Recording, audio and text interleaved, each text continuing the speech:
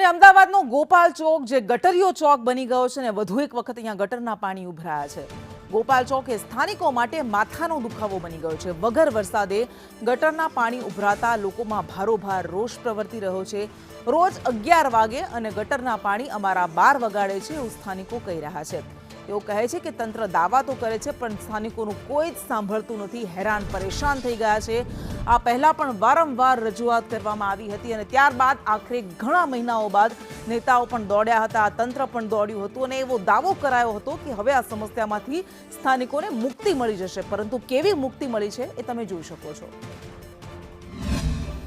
એક તરફ તંત્ર દ્વારા પ્રી મોન્સૂનની કામગીરીના દાવાઓ કરવામાં આવે છે, જ્યારે 11 વાગે અને ફિક્સ ટાઈમ જે મહેમાન આવતા હોય તે પ્રમાણે આ ગટરના પાણી અહીંયા આ ગોપાલ ચોક વિસ્તારમાં દર દિવસે ભરાતા નજરે છે તે પડી રહ્યા છે। લોકોએ હાલાકીનો સામનો અહીંયા કરવો પડે છે। ગટરના પાણી ઉભરાઈ રહ્યા છે, દૂર દૂર સુધી અહીંયા હાલાકીનો સામનો લોકોએ કરવાનો વારો આવે છે।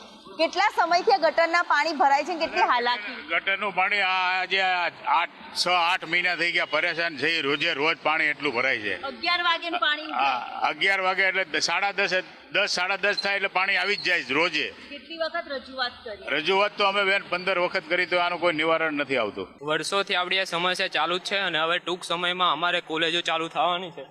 તો આ મેઇન સ્ટેન્ડ છે અમારું, આ મેઇન સ્ટેન્ડ અમારું ગોપાલ ચોક છે અને અહીંયાથી જ બસ ઉપડે છે અને અહીંયાથી વિદ્યાર્થીઓને જવામાં બહુ તકલીફ પડે છે। તંત્રને અથાક પ્રયત્ન કર્યા, અથાક વખત રજૂઆતો કરી, તેમ છતાં પણ કોઈ સાંભળતું નથી અને એના જ કારણે આ તંત્રના પાપે પ્રજા છે તે પરેશાન થતી અહીંયા જોવા મળી રહી છે। છેલ્લા ઘણા દિવસોથી ગોપાલ ચોકના રહીશો હવે આ ગટરના પાણીથી ત્રાહિમામ પોકારી ગયા છે। કેમેરામેન મનીષ માળિયા સાથે દિવ્યા ચૌહાણ, સંદેશ ન્યૂઝ, અમદાવાદ।